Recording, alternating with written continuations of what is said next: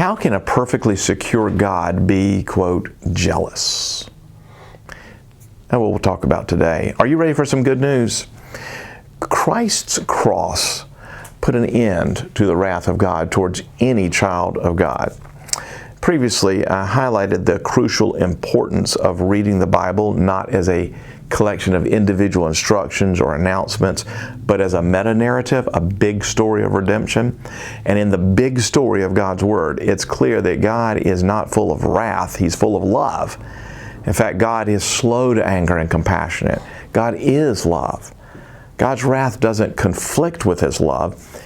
It is an expression of it. Like a husband whose wife has been unfaithful, the Lord's love compels Him to care about the faithfulness of His bride. Some people are bothered to think of God as a jealous God because there is a kind of jealousy that is born of insecurity. If I'm discontent with my small house and see your big fancy house and it makes me jealous, well, that's a bad thing. Some people say, well, God has everything, so how could He be jealous?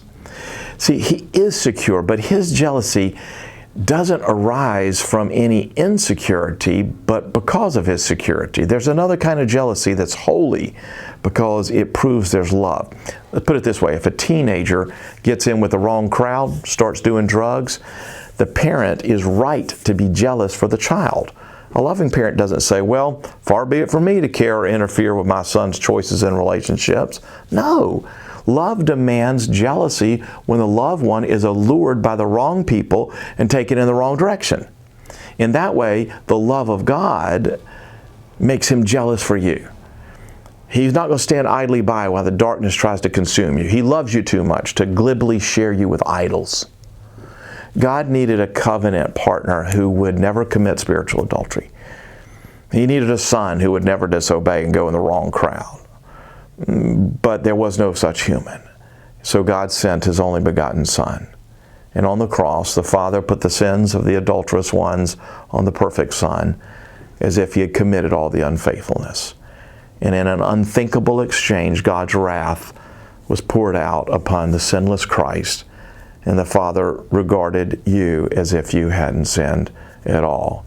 He regarded you, Christian, as if you had been the faithful covenant partner all along.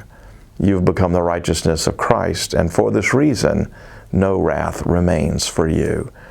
That's amazing, and that's the gospel. Well, that is today's good news, and you can get more videos like it by clicking right here, or better yet, subscribe to this channel, and be sure and start out every day with some good news.